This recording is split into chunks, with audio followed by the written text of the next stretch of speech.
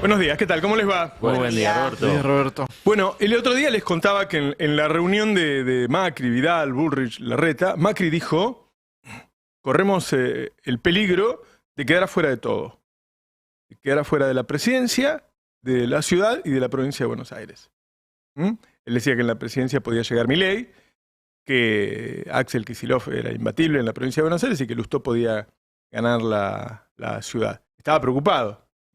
Hubo una encuesta que surgió este fin de semana de un banco de inversión muy grande, que daba liderando las encuestas a Cristina y a Milei, y el resto muy lejos. Es decir, Juntos por el Cambio quedándose afuera. Y el domingo había 5 elecciones en donde las 5 aparentemente las iba a ganar el peronismo, ¿no? Me parece que todo eso pinta bastante cuál era la situación en el momento en que la Corte toma esta decisión, que sorprendió a todos, ¿no? O sea, un fuerte apoyo del Grupo Clarín ayer, incluso los periodistas que suelen ser un poquito remisos en hacer estos papelones, se veía que les habían bajado una línea de no te podés correr un centímetro, es decir, otra vez Macri, Rosati y Manieto jugando juntos, y además diciendo de qué se trata esto que ellos proponen, ¿no? Al meterse con el tema de la emisión, el mismo Rosati que en su momento había dicho que las necesidades no eran derechos, pero esta vez con una advertencia al presidente del Banco Central. Alguien me decía ayer que Cristina dijo van a hacer lo que puedan para que no sea presidenta. Mirá. Es un lindo dato porque no sabía que pensaba ser presidenta. Pero bueno, es obvio que van a hacer lo que puedan. Y está claro, y yo lo he dicho muchas veces cuando peleábamos desde C5N y algunos preferían pactar, que con esta gente no se pacta. Que quienes trataron de arreglar, quienes fueron remisos a ir por el juicio político, igual fueron castigados. Porque como muy bien decías vos en tu editorial, no es contra todo el peronismo. No es solo contra Cristina. Los que fueron egoístas, los que se corrieron, los que dijeron, bueno, dejémosla sola, a ella, la metan presa, que la maten, no importa, se dan cuenta de que ellos no están invitados a la fiesta. No están invitados. Y que van a ir por todo. Así que me parece que es un momento bisagra. Reaccionaron bien, me gustó mucho lo que dijo Guado ayer. Y hay que pensar, ahora lo vamos a poner, y hay que pensar también en lo que dijo De Marchi, la Comisión de Juicio Político, porque mientras estaban pasando estas cosas, que pasaban en AmCham, en la Cámara Norteamericana de la Industria, en donde los candidatos van a que les tomen examen, y donde se hablaba de crisis, donde se hablaba, el rumor que había ayer era que el gobierno no iba a llegar, ¿no? ¿Quién asume? Rosati, si no llega. Todo esto que pasó tiene una gravedad mucho más grande si se tiene en cuenta que ayer Rosati habló del tema de la emisión, casi una amenaza al presidente del Banco Central. Y vamos a aclarar que no, en este momento no le está prestando plata ya hace bastantes meses. Es mentira eso, el Banco Central al Tesoro. Eso no existe. Cada vez que ustedes escuchan se renovó deuda, cada vez que se renueva deuda en pesos, además se consigue más dinero. Es decir, no se le está pidiendo dinero al Banco Central. Eso no es cierto. Pero además pasó todo junto, ¿no? Digo, el tipo va a la Cámara, dice eso, en la Cámara hablan de crisis, él dice que no hay que emitir más, y después proscribe. Ahora ya tenemos 3 proscriptos en Argentina. 3 proscriptos. Cristina, Uñac y Mansur. Pero escuchemos qué decía De Marchi sobre Rosati y Robles mientras estaba pasando esto, porque también hay que entender que es una medida defensiva de parte de ellos, que saben que están en peligro, ¿no? De Marchi es uno de ellos, que está diciendo cosas como esta, a ver. Quiero denunciar el posible otorgamiento de contratos para intentar negociar fallos, que podría convertirse en delito en función del pedido de contratos del señor Silvio Robles por orden del doctor Rosati para la Cámara de Casación. Esto es en referencia a la causa iniciada en la ciudad de Santa Fe contra el doctor Rosati por un ex chofer de la Municipalidad de Santa Fe, que declaró llevarle dinero todos los meses, que tuvo un recorrido por distintas instancias judiciales y también recusaciones a jueces por parte del doctor Rosati. Dada la informalidad y preferencia con los que lo solicitó el señor Silvio Robles y teniendo en cuenta su comportamiento en los hechos anteriormente denunciados por mí, sería conveniente, si la comisión lo desea, pedir los fallos de las distintas instancias y los contratos que se dieron a los jueces durante los años 2021 y 2022 para dejar en claro esta situación. Bueno, es una corte que está siendo juzgada no solo por sus fallos, sino por hechos de corrupción. Pero los tenemos a Ari Lijalad y a Graciana Peñafort. Hola Ari, ¿qué tal? ¿Cómo estás? Hola, buen día, ¿cómo andan? Bien, hola Graciana. ¿Cómo estás, Roberto? Buenos días. Y aquí. Bien, gracias por acompañarnos. Hubo un hilo de Twitter muy interesante tuyo ayer respecto a esta medida cautelar, pero me gustaría que si nos las podés contar. Bueno, lo que yo explicaba es que esta medida cautelar está mal. Primero, por una sencilla razón, no puedes dictar una medida cautelar a 5 días de la elección. Es un estropicio. Yo, de hecho, me acuerdo del caso de Santiago del Estero, que le dio tiempo a cambiar el candidato, a hacer alguna cuestión. No es el caso. Pero el problema no es solo que la dictaron 5 días antes de la elección, sino además, y esto no es menos grave, que podrían haberlo resuelto en el tiempo que se demoraron en dictar la medida cautelar. Podrían haber sacado de la incertidumbre tanto los sanjuaninos como los tucumanos y decidir si el candidato era o no era posible que lo fuese. Y resolver el tema y no dejar a 2 ciudades de la Argentina, 2 provincias de la Argentina, en esta situación de incertidumbre. Pero voy a ir un poco más lejos. Es decir, la Corte no puede dictar este tipo de medidas porque la única manera que tiene de conocer la Corte temas que hacen al derecho público provincial es por vía de recurso extraordinario. No hay otra manera. Se inventaron una suerte de competencia originaria que no surge de la Constitución, que surge de una interpretación de los jueces, que es totalmente desacertada y que además afecta profundamente el sistema de división del federalismo de una manera insoslayable. Y déjame que haga una segunda observación. Todos nos preguntamos por qué este fallo fue tan sorpresivo. Más allá de las fuentes que dicen que lo llamaron a Rosati porque lo tenía parado, yo voy a decir algo que me parece importante. Hace muchos años, Rosati, como ministro de Justicia de Néstor Kirchner, denunció a Claudio Bonadío por el encubrimiento en la causa AMIA. ¿Saben lo que sucedió con esa denuncia? Rosati pidió la recusación de Bonadío, es decir, que se apartase ese juez, argumentando que no podía intervenir porque él lo había denunciado. ¿Y qué obtuvo? El apartamiento del juez. Claro. Entonces quiero decir, ¿cuál es la situación de Rosati y del resto de los miembros de la Corte respecto a haber sido los denunciantes del juicio político que actualmente atraviesa la Corte? Y no es que yo sea paranoica, hoy Van der Kooi lo dice en Clarín, es el primer límite que le ponen a consecuencia del juicio político. Está mal que la Corte Suprema de Justicia tome este tipo de medidas arbitrarias e infundadas, y voy a ir más lejos de lo que dijo Roberto Caballero. Yo creo que no solo empezaron por proscribir a Cristina, hoy proscribieron el voto popular en 2 provincias, y están intentando seguir, y no me cabe duda, que su única apuesta es precisamente evitar que el peronismo continúe gobernando, porque así como a Videla decía que su peor época fue con los Kirchner, está claro que para esta Corte Suprema, con este peronismo dispuesto a enjuiciarlos, también es la peor época. Me parece que hay que prestar mucha atención a estas medidas cautelares dictadas sin competencia para hacerlo. De hecho, la procuradora Monti dijo que esto no es causa originaria, y después la declaran originaria, sino que además, y esto me parece importante, lo hacen jueces que deberían haberse apartado, y que no me diga Rosati que se olvidó lo que él hizo respecto a Bonadío, porque efectivamente fue una situación importante para él, no puede haberlo omitido, y él está siendo enjuiciado por impulso de los dirigentes de San Juan y de Tucumán, entre otros. Voy a pasar, porque vos hablás de que alguien llamó a la Corte para que salga el fallo en estos días. Voy a poner ahora el video cuando lo dice Feynman. Voy a recordar lo que conté el otro día.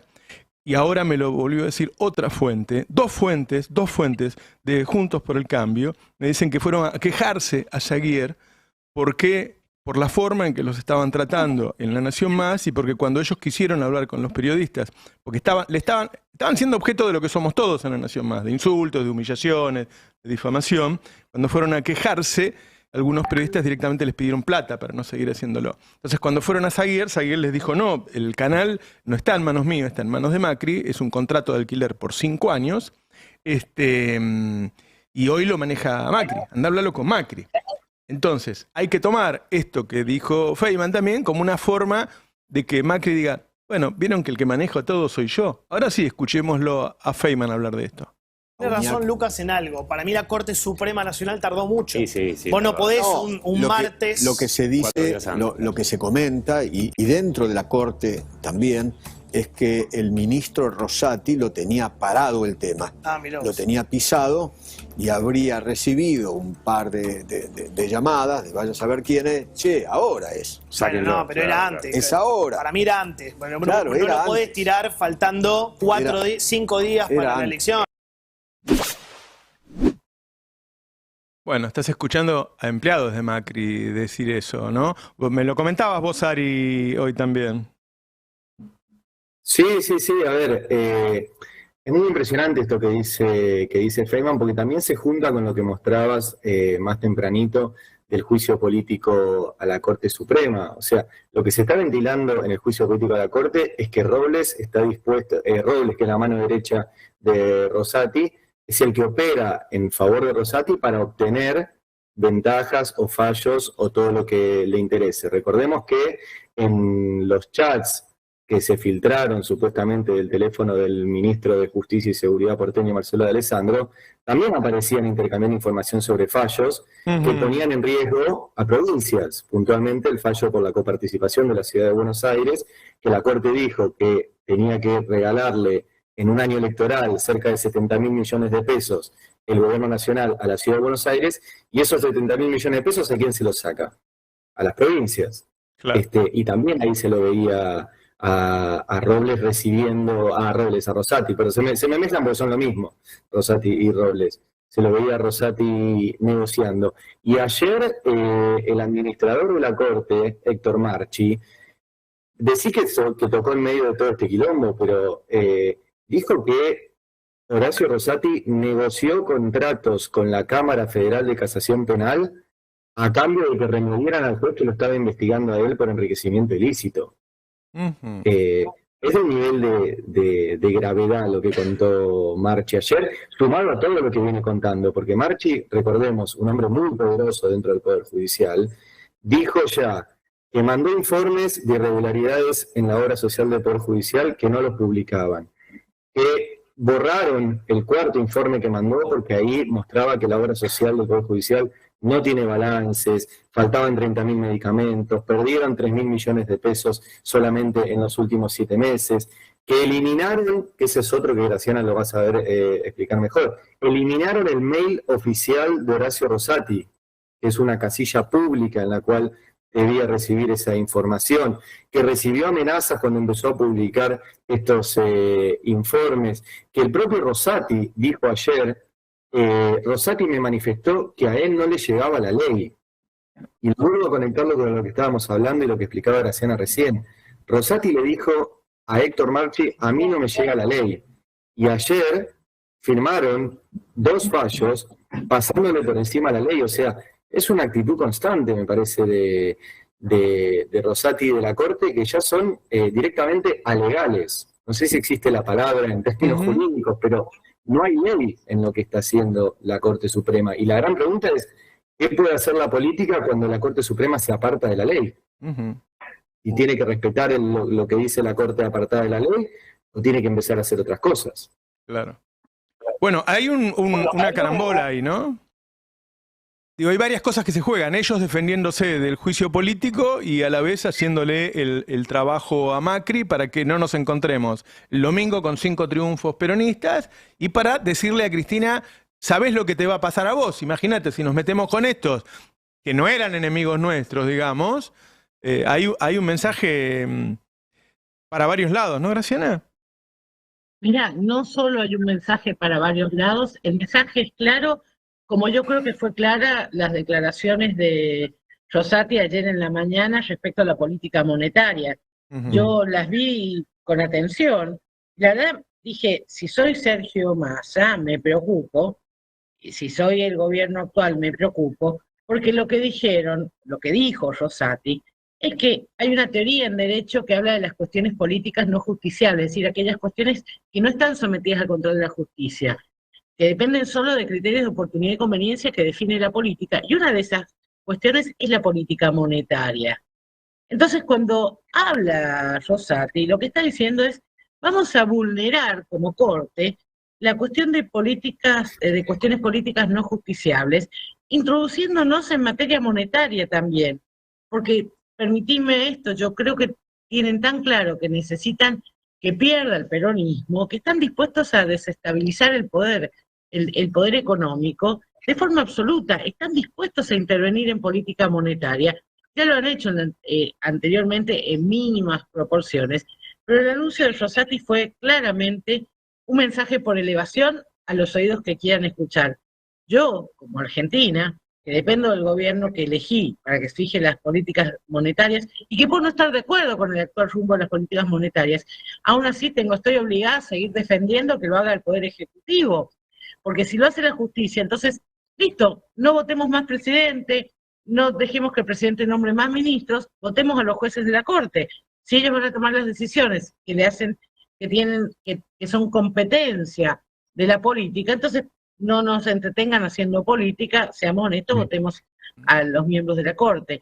Pero también, y esto quiero agregarlo, me parece trascendente señalar que la única facultad que tiene la política de control sobre la Corte es este juicio político que estamos viendo, donde cada vez que aparece algo es un escándalo. Digo, encontramos al ex administrador no solo despedido y apretado, también encontramos irregularidades en la obra social, y todavía no hemos empezado a analizar los fallos de fondo, es decir, la parte que bien mencionó Lijalar, de cómo se traficaban a través de distintos elementos, como Silvio Robles, los fallos de la Corte. Entonces, acá cabe una pregunta que yo no tengo la respuesta, pero sí tengo un camino para recorrer. Yo tengo claro que esta Corte no funciona, tengo claro que las conductas de esta Corte son inconductas, que están peleados con la ley y con la Constitución, pero también tengo claro que hay que reforzar la política en lugar de denostarla, para que la política pueda establecer unas nuevas reglas de juego para que esto se ordene.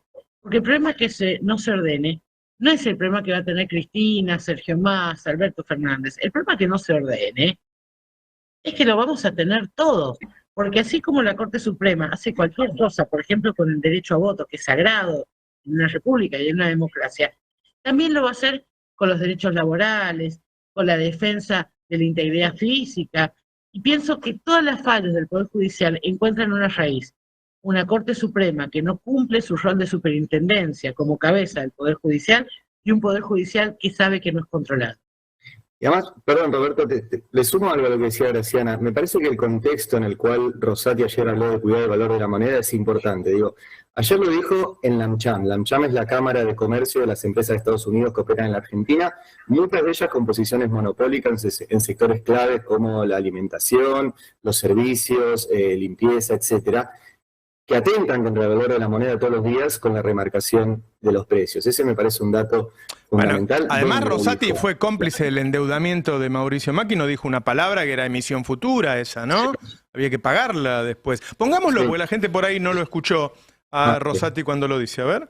En el artículo 75, inciso 19, la Constitución manda defender el valor de la moneda, lo cual tiene que llamarnos la atención respecto de la expansión incontrolada de la emisión monetaria, porque eso implica no defender el valor de la moneda y traicionar consecuentemente el mandato de la Constitución, que como todos sabemos está por sobre todos nosotros. Claro. Sí, Ahí yo, Rosati... ¿me permitís? Dale. Voy a decir algo. Me parece que Rosati se está olvidando que el artículo 75 también ordena que el endeudamiento de la nación pase por el Congreso de la Nación, algo que no sucedió en este caso. Es decir, si vamos a analizar el 75, yo estoy muy de acuerdo, pero analicémoslos en todos los aspectos, porque ya es una locura pretender analizar un inciso sí y otro no. Es que, No, y eso Graciana, también ayer habló del artículo 14 de la Constitución, para decir que dice que tenemos una Constitución que establece el capitalismo como programa económico, y no mencionó el artículo 14 bis, donde están todos los derechos laborales justamente ante los empresarios. Pero quería sumar una cosa, y es que esto lo sabe obviamente Roberto mucho mejor. ¿Qué necesita el Banco Central para cuidar el valor de la moneda? Necesita dólares. Necesita dólares para intervenir cada vez que los mismos que estaban ahí sentados generan corridas cambiarias. ¿Quién fue el principal cómplice de que en la Argentina falten dólares a través de cautelares para obtener dólares para importaciones de forma irregular?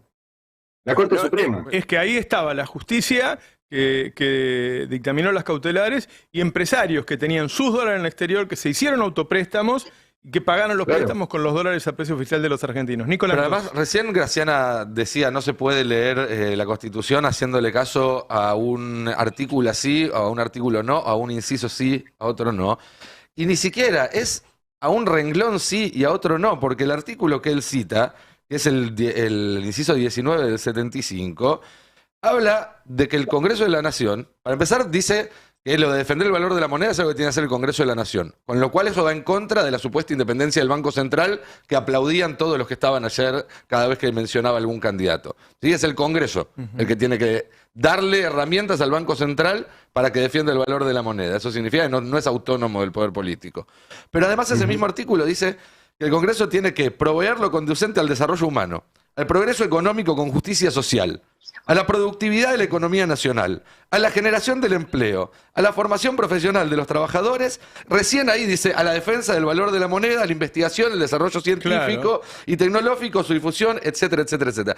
Es decir, es que la defensa de la moneda es un medio, no es un fin. Exactamente. Los fines son los anteriores. Y Rosati no dijo nada hasta donde sea de justicia social. Sería muy bienvenido que él pusiera la justicia social como un valor a defender. Pero además, ¿quién determina que la emisión es descontrolada? ¿Rosati determina que la emisión es ¿desde cuándo? Claro.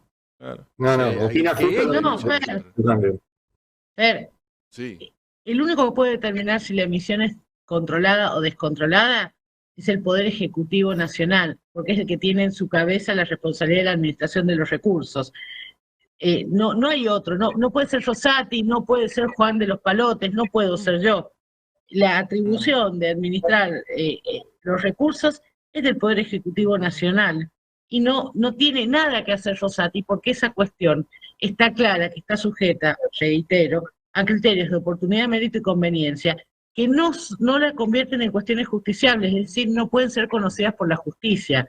Y esto me parece muy grave, y voy a agregar, es el inciso 4, que habla que es función del Congreso autorizar los empréstitos de la Nación, es decir, el endeudamiento de la Nación. Es decir, no podemos, repito, no solo no se pueden interpretar las normas de manera separada o sesgada, sino que la Constitución no se puede interpretar en pedacitos, porque la Constitución es un todo, por eso le decimos nuestra Carta Magna. No podés interpretar una cosa así y otra no. Algo parecido a lo que ha sucedido ahora. Por ejemplo, la Constitución dice muy claramente cuando una causa es competencia originaria de la Corte, es decir, que la Corte conoce de forma exclusiva y excluyente y en primera instancia. Los temas de derecho público provincial están históricamente excluidos de las causas de competencia originaria de la Corte. Esto lo sabe, digo, si un estudiante de primer año se me presenta y no sabe esto, yo le pregunto qué opina del derecho público provincial y la Corte, y no sabe esto, lo desapruebo. No he sido profesora de Rosati ni del resto de la Corte, pero lo peor de todo es que esta tesis es la tesis histórica que sostuvo la Corte, que recién empezó a modificarla con el caso Santiago del Estero en el 2013. Yo me acuerdo muy claro, ¿se acuerdan cuando se presentaba de Narváez, que no podía presentarse porque era colombiano? La Corte sacó un fallo que fue muy importante, señalando que era un tema de derecho público provincial, donde nada tenía que hacer, salvo por una sola forma, por recurso extraordinario, que es lo único que autoriza la ley. Y si cuando son temas de jurisdicción provincial, los puede conocer la Corte, pero siempre que lleguen por recurso extraordinario, es decir, que se haya invocado una causa de afectación del derecho federal, es decir, del derecho nacional, de la Constitución. Ahora bien, nada de esto sucedió en el caso, en el cual voy a señalar, los tribunales locales, tanto de Tucumán como de San Juan, ya se habían expedido. Es decir, la forma de llegar a la Corte era llegar por vía de recurso extraordinario. Y voy a ir más lejos. En el tiempo que tuvieron, desde que ambas causas, la de Tucumán y la de San Juan, se dictó la cautelar, podrían haber resuelto el fondo de la cuestión, Roberto, por una sencilla razón. Es una cuestión de puro derecho, no requiere la producción de prueba, no necesitas un perito. Claro, es una sí o cuestión no. que se analiza. ¿Es sí o no? Exactamente. En el mismo tiempo podrían haber dado la certidumbre, pero voy a ir más lejos. Suponete que por algún motivo no les daba el tiempo. Yo voy a decirte esto. Tanto los dos candidatos a gobernador tienen su representante institucionalmente designado, que es el candidato a vicegobernador. Podrían haber dejado que se hicieran las elecciones y en todo caso, si luego resultaba que el candidato estaba inhabilitado, permitir que asuma su suplente designado por la Constitución provincial. No interferir con algo que la Constitución consagra, y es la autonomía de las provincias para elegir sus autoridades. Bueno, por ahí es la intención, hacerlo así de prepo, último momento, para decir quién manda. Yo digo, intentemos contextualizar.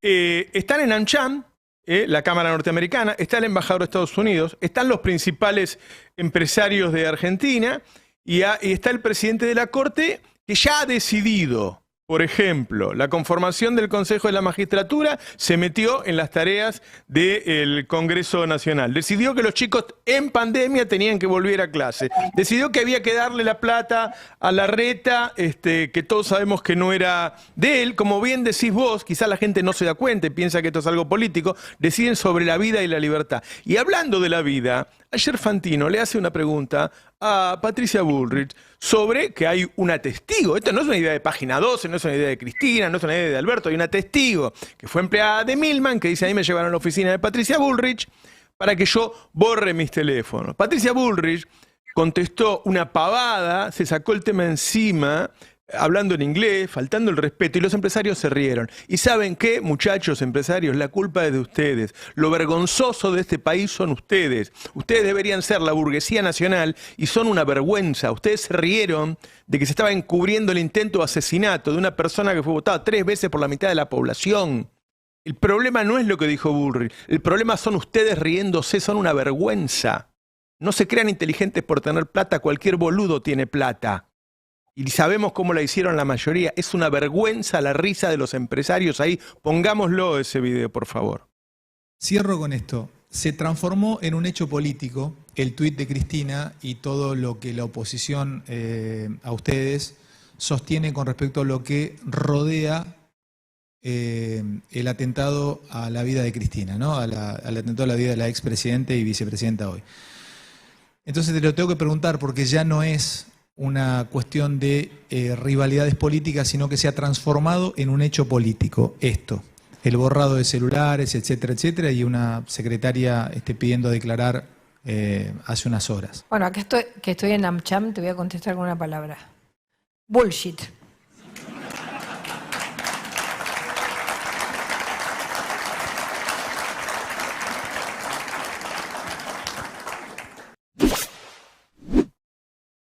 Bueno, ahí está. Ese es el poder. Esos tipos riéndose de la respuesta tonta. ¿No? Te agrego un dato político, si querés, a esto. Horacio Rodríguez Larreta habló inmediatamente a continuación de Bullrich. Él también trató de meter un par de chistes tontos y hubo solamente algunas risas incómodas. Es decir, los mismos empresarios que a Bullrich le celebraban esto a carcajadas y con aplausos, a Larreta lo miraban un poco de costado. Es notoria, digamos, Bullrich tuvo 4 o 5 momentos así de aplauso cerrado, y a Larreta le costó muchísimo más. Por ahí si el periodista hubiera hecho mejor la pregunta, no hubiera gastado tanto tiempo en pedirle perdón por hacerle la pregunta, y en vez de decir que era un tema político, es un tema judicial, y le hubiera repreguntado, claro. Mire, usted quiere ser presidenta, está presentando acá a dar examen frente a los empresarios. Le acabo de hacer una pregunta, por favor, contéstemela.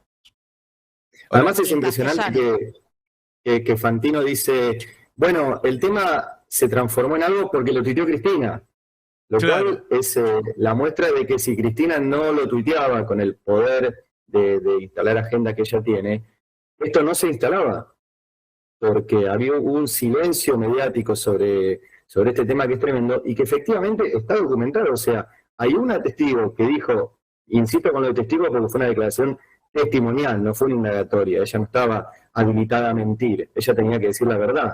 Y dijo, a mí me llevaron a Avenida de Mayo 953, tercer piso, a una oficina que pertenece a la fundación de Patricia Bullrich, que efectivamente es así, y un perito borró mi teléfono, borró el Nisman también.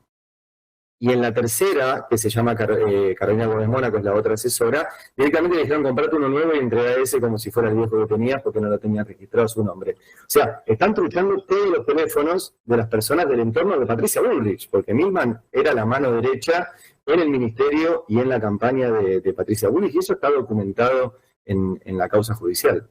Roberto, y yo voy a agregar algo. Vos pensás que esta lógica de impunidad, es decir, 2 testigos son llamadas. La primera medida que toman es ocultar la prueba. Es decir, la primera medida que toman con la complicidad del juzgado es el encubrimiento de cualquier cosa. De destruir prueba es una forma de encubrimiento que está sancionada penalmente. Pero además de esto, esta lógica de impunidad lo vimos con Lago Escondido, donde se escondieron, aunque valga la redundancia, en la poca cobertura mediática que tuvo el tema. Lo segundo que voy a señalar, lo vimos con el tema del espionaje en las cárceles, lo vimos con el tema del espionaje de la propia Cristina. Es decir, hace años que el macrismo tiene lógicas que vulneran la ley, y de esas lógicas, y cuando he preguntado, por eso se ríen. Yo me parece que esto hay que marcar que es una línea de conducta. Y voy a decir algo que retrotrae muchos años. Yo no me olvido de la primera acusación de Macri respecto al espionaje de su familia y de sus opositores políticos allá en la época de Delfino Palacios. Y digo, esta lógica de incumplimiento de las normas viene haciéndose con total impunidad a lo largo de los años, se consolidó profundamente durante el gobierno de Mauricio Macri, y hoy cuando ayer se ríe Patricia Bullrich, se ríe desde ese lugar de impunidad. Se ríe porque no puede decir, digan lo que quieran, testifiquen lo que quieran, a mí no me van a tocar.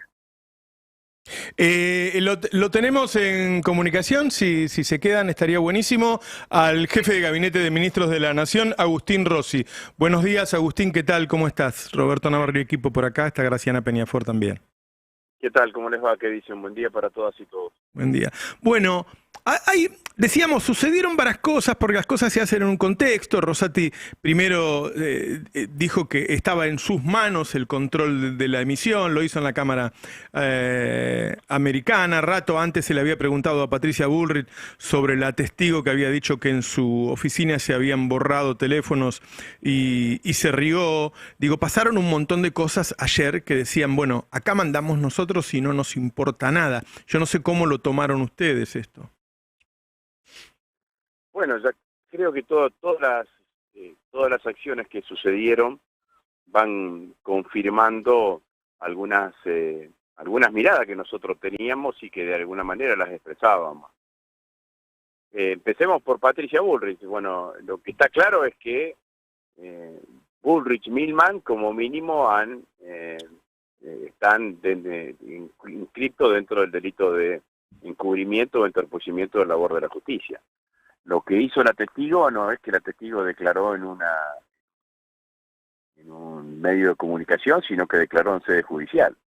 Entonces, en sede judicial hay que decir la verdad. Y ella dijo claramente que fue llevada a las oficinas de Patricia Bullrich, en donde le resetearon el teléfono, borrándole todo lo que tenía contenido en el teléfono.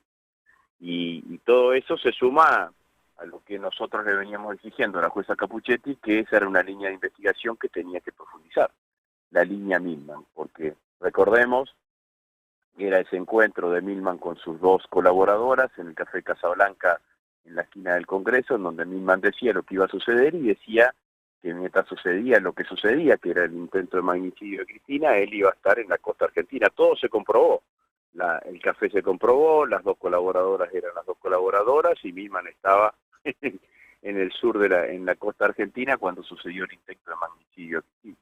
Y después, cuando la querella de Cristina, los abogados defensores de Cristina, plantearon que había que intervenir los teléfonos de las colaboradoras y de Milman, la jueza tardó 40 días, y yo creo que tardó 40 días y que lo llevó adelante por una recomendación de la Cámara respectiva.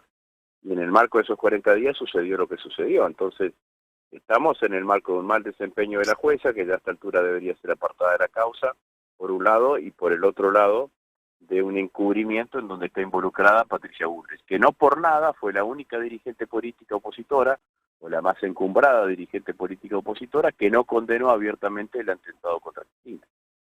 Todavía estamos esperando que la presidenta del principal partido opositor haya condene el atentado contra Cristina, y como siempre, cuando no tiene ningún tipo de respuesta, ni tiene ningún tipo de argumentación, chicanea, dice mentiras y demás. Después vimos la película de Rosati, ¿no? Empezó el show Rosati. Rosati, que habla como si estuvieses encumbrado en un lugar distinto de la República, no habla como el resto de los seres humanos, digamos, ¿no?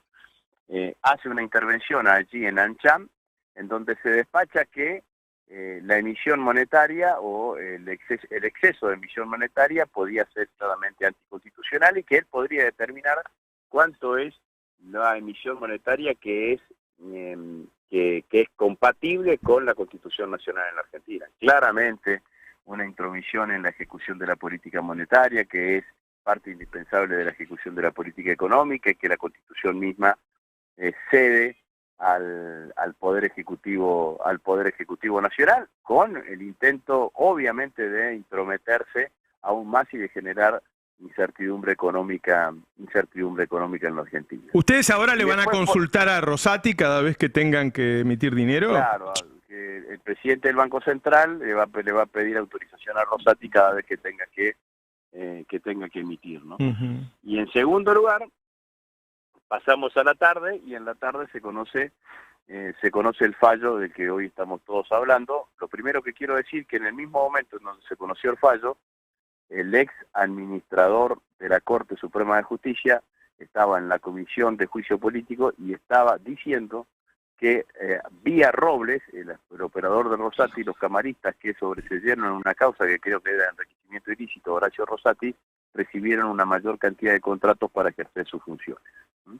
Entonces, en ese mismo momento sale el fallo al cual hacemos referencia, que es un fallo claramente atentatorio contra el federalismo, pero sobre todas las cosas, un fallo sacado a 4 días antes de las elecciones, efectivamente, cuando podría haberse sacado en una de las provincias un mes antes, en la otra 15 días antes, claramente va en el sentido de generar incertidumbre política y democrática en la Argentina. Es decir, en la Argentina es difícil saber cuándo se va a votar según estos últimos fallos de la Corte Suprema de Justicia de la Nación. Último elemento que digo en esta intervención es: aquellos que decíamos cuando sucedió el fallo contra Cristina que ese fallo era característica proscriptiva, claramente teníamos razón. ¿Por qué teníamos razón? Porque quedó demostrado que la Corte Suprema de Justicia 3 días antes o 4 días antes te puede tomar una decisión que modifique el rumbo electoral de un determinado proceso electoral. Imaginémonos si la Corte, Cristina candidata, la Corte tomaba la decisión de un per saltum y días antes de las elecciones convertía la sentencia, primera instancia, en sentencia definitiva, ¿no? Entonces, claramente que aquel fallo de diciembre del año pasado fue un fallo proscriptivo para concluir. La Corte se está pronunciando en contra del peronismo y a favor de Juntos por el Cambio. ¿Está interviniendo en el proceso electoral? La Corte es parte de un sistema de poder que claramente está en contra de este gobierno y en contra del peronismo. Porque la Corte es parte del Partido Judicial. El Partido Judicial en Argentina es ese grupo de jueces y fiscales que se dedican a proteger a algunos y perseguir a otros. Los unos somos nosotros, los otros ya sabemos quiénes son. Pero eso no lo podrían hacer sin la connivencia del sistema de medios en Argentina. Acá hay un extrapoder, un poder paralelo, un poder por encima de la democracia, que es la connivencia entre el poder corporativo expresado en el sistema de medios de comunicación en Argentina, más concentrado específicamente en el Grupo de Clarín, y la Corte Suprema de Justicia. La foto que tanto los enojó, que es la foto del lago escondido, ni siquiera hablo de los chats, expresaba la muestra flagrante de esto que acabo de decir. Néstor Kirchner decía que cuando asumió allá por el 2003, decía que él quería un poder judicial independientemente del poder político e independientemente del poder corporativo. Bueno, la Corte Suprema es independiente del poder político, claramente con el poder corporativo almuerza, desayuna, almuerza, merienda y cena. Agustín Rossi, jefe de Gabinete de Ministros de la Nación, muchas gracias, muy Bueno, amable. muchas gracias a ustedes, adiós. Hasta cualquier momento. Graciana. Sí, yo iba a decir a lo que dice Agustín, y por lo que vemos, no solo cena, sino que duerme. Porque el nivel de relaciones que tiene el poder económico con el poder judicial y con parte del poder político es promiscuo, no hay otra manera, no hay otra palabra para describir la absoluta malversación que se ha hecho de la independencia del poder judicial, la absoluta malversación que se ha hecho de las reglas de conducta que tienen que seguir los jueces. Digo, estoy diciendo esto con la certeza que aún hoy el Consejo de la Magistratura no ha arbitrado ninguna medida con los jueces del Lago Escondido. Es más, hace poco en una causa, uno de los jueces del Lago Escondido, Máiquez, decidió no apartarse, pero no le pidieron explicaciones, nada. Quiero señalar que además Máiquez ha sido apartado en otras causas por los chats del Lago Escondido. Lo que quiero decir es esto: las relaciones son promiscuas, pero a mí no me importa que las relaciones sean promiscuas en tanto y en cuanto no afecten la democracia. Pero estas relaciones promiscuas están afectando la democracia de tal manera que hoy 2 provincias de la Argentina no saben quiénes van a ser sus candidatos, porque la Corte no se tomó el tiempo que lo tuvo para resolver el fondo de la cuestión, que reitero era de puro derecho. Deciden suspender la elección a 5 días, con todo el caos institucional que ello genera, pero amén de eso, y tan grave como eso, lo hacen abiertamente después de haber empezado la provocación con las declaraciones de Rosati. Y yo voy a hacer una salvedad que me parece importante. Cuando yo escuché a Rosati en la mañana en Longchamp, lo primero que pensé es: este señor está haciendo, como no va a ser la primera vez, como todo el juez de la Corte, imaginando qué pasa en una situación de caos institucional. Se está probando el traje de poder ejecutivo por ejercicio de la ley de cefalía, y esto me parece preocupante, porque creo que el Poder Judicial está tratando de involucrarse de manera indebida en funciones de la política y aspirando a quedarse con el control político del país. No tiene el control político del país, son jueces de la Corte, serán supremos porque así se llaman, pero no tienen la suma del poder público. Y acá voy a decir algo: nunca me voy a olvidar un viejo camarista laboral, Arias Gilbert, que decía: asumir que puede definir qué es competencia originaria y qué no lo es por fuera de la letra de la Constitución es para la Corte la suma del poder público, y la suma del poder público está prohibida por la Constitución. A ver, no es que está especulando con quedar como presidente se cae el gobierno. Al meterse en el tema de la emisión, está tratando de provocarla la crisis para quedar como presidente. Y está postulándose. Efectivamente. Está postulándose, está postulándose ante quienes van a... Él también estaba recibiendo examen en Longchamp como el resto de los candidatos. Solo que lo hacía desde el lugar de presidente de la Corte. Sí, porque esa declaración acerca de la misión, que viene a cuento de nada, la verdad que la única explicación que tiene es: me estoy proponiendo ante el poder económico, ¿no?, como candidato, y que me comprometo a no emitir, ¿no?, a bajar el déficit. Es la única explicación que tiene esa declaración. Y es cierto, digo, tomando lo que decía Rossi en cuanto a que todo esto necesita redacciones que lo acompañen, que fue presentado en todo momento, salvo excepciones, por supuesto, como si fuera una declaración válida, la de Rosati. Nadie dice qué anormal esto, ¿no? Está naturalizado que puede hablar de esto y que puede decir eso. Yo tengo una mirada, de Rosati más como instrumento que como el tipo que toma las decisiones.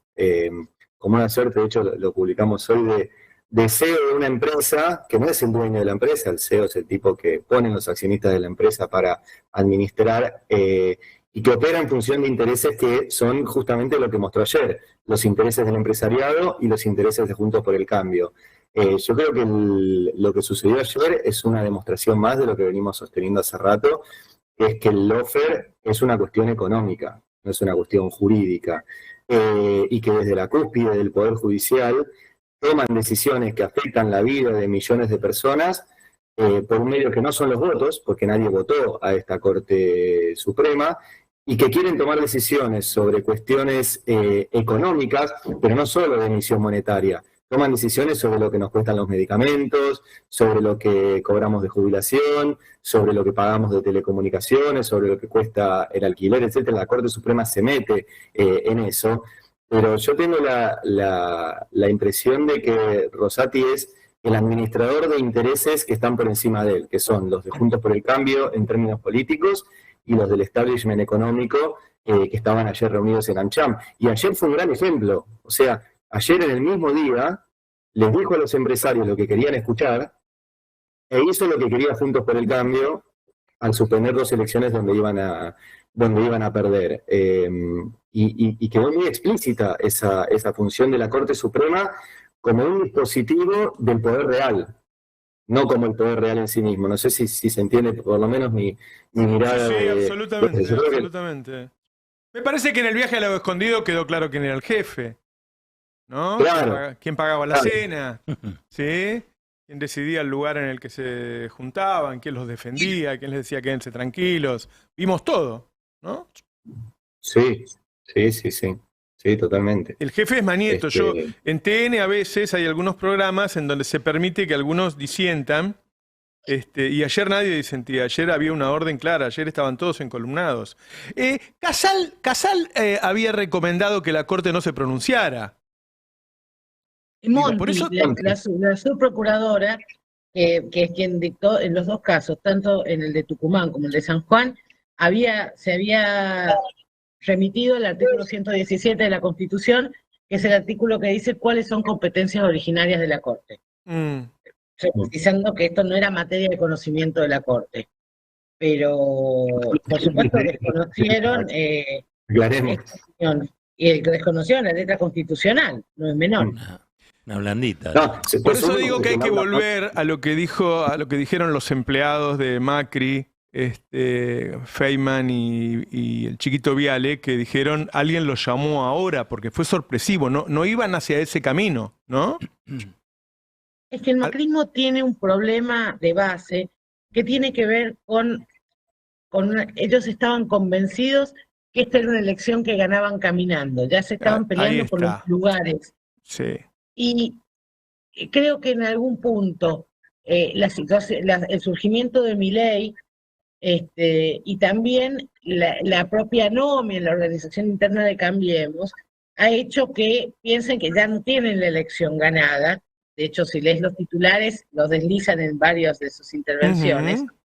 Y entonces están preocupados por por elecciones victoriosas a nivel provincial del peronismo y tienen que tratar de evitarlas. Yo creo que para los sectores opositores, la elección de La Rioja, la elección de Misiones e incluso la elección de Salta, de Jujuy, tuvo resultados poco favorables por una sencilla cuestión. En 2 de ellas ganó el peronismo fuertemente convalidado y en la otra ganó Morales, que se sacó la foto con los dirigentes radicales, es decir, los únicos posibles los únicos que se presentan como una alternativa a una interna posible dentro de Cambiemos, algo que claramente no quiere los sectores concentrados ni quiere una parte importante del poder.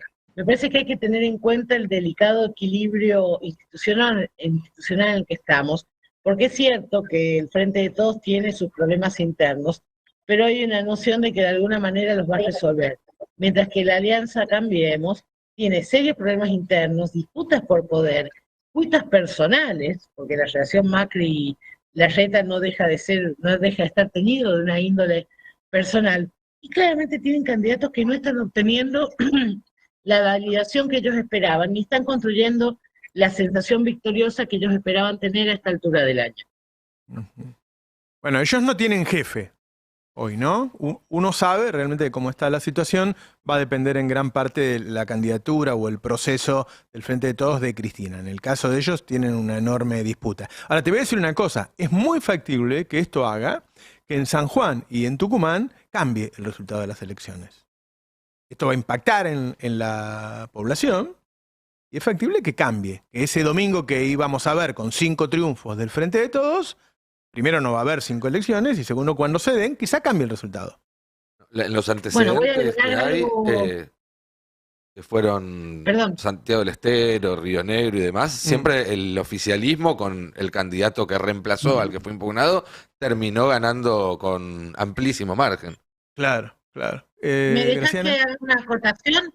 Acabo de leer, mientras charlaba, chequeé Clarín, acabo de leer que en San Juan, donde se decidió que se realizaran el resto de las elecciones que no han sido impugnadas, la oposición se presentó a pedir que también se suspendan esas elecciones. Claro. Lo cual demuestra claramente que el único objetivo es evitar un triunfo del peronismo y no custodiar ninguna presunta constitución provincial.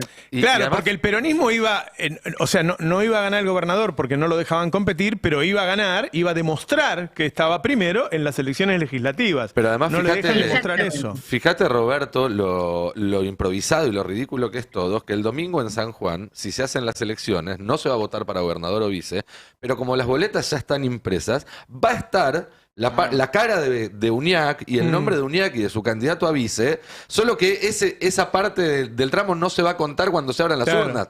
Pero la boleta va a ser la misma que... Bueno, ahora la suspendieron. La están pidiendo que la suspendan. Están pidiendo que la suspendan.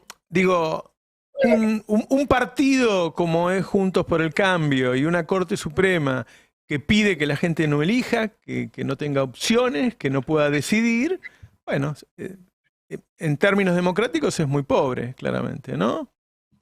Y lo uno, yo le doy mucha importancia a lo que ocurrió ayer con Bullrich cuando se niega a dar explicaciones frente a los empresarios y se ríen. Me parece, sinceramente, por ahí discrepan con lo que digo, que esa risa fue una de las cosas más graves que pasó en los últimos tiempos. Los empresarios más grandes del país riéndose de un encubrimiento, riéndose de cómo un periodista hace una farsa con una política, ella saca el tema de encima en inglés, diciendo cualquier pavada, no dando una respuesta. A ver, la persona que la acusó no fue Página 12, no fue Cristina, no fue Alberto, fue una empleada de Milman, su número 2.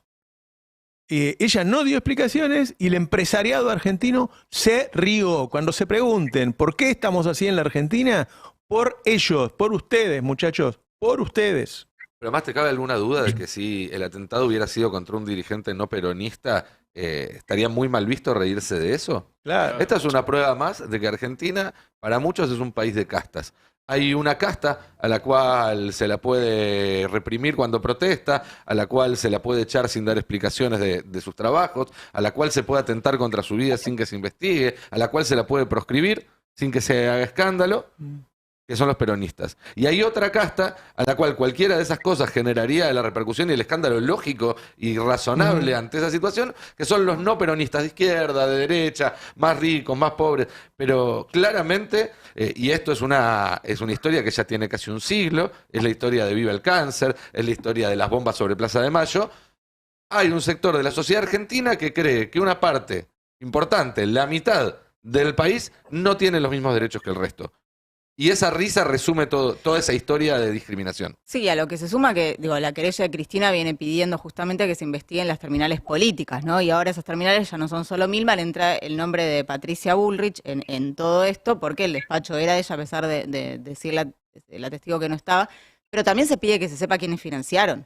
Así como a Revolución Federal se está viendo la vía Caputo, todavía falta saber quiénes son los grupos económicos o los sectores económicos que financiaron el atentado a Cristina. Financiamiento de terrorismo se llama, y es gravísimo. Que empresarios se rían de un atentado que tuvo soporte económico es un poco nefasto. Algún día, así como nos preguntan nuestros hijos, nuestros nietos, ¿qué estabas haciendo durante la dictadura?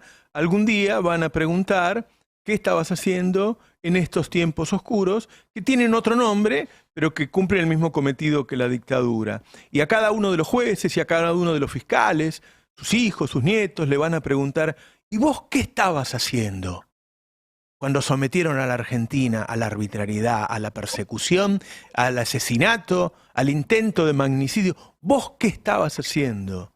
Me parece que cada juez, cada fiscal debe hacer algo hoy. Hoy, plantéatelo, es tu momento, tenés 30 años, tenés 40, tenés 50. no vale la pena someterte a Mañeto o a esos empresarios que se ríen. Vos tenés que dar un paso, tenés que levantar la mano, tenés que alzar tu grito, y tener dignidad. Cuando algún día te pregunten entonces, ¿vos qué hacías en esos tiempos oscuros? Vos vas a decir, yo alcé mi voz y luché contra eso. ¿Triunfé o perdí? Pero no fui cómplice. Todavía estás a tiempo. Ya viene Juliana de Tulio, ya viene Teresa García, varios gobernadores.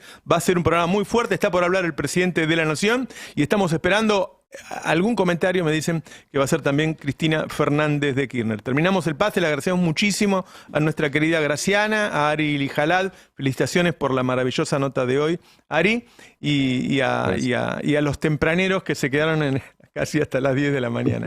Muchas gracias a todos y a todas. Un abrazo. Un abrazo enorme, Roberto, y todo el equipo. Cuídense. Un país unido por la radio.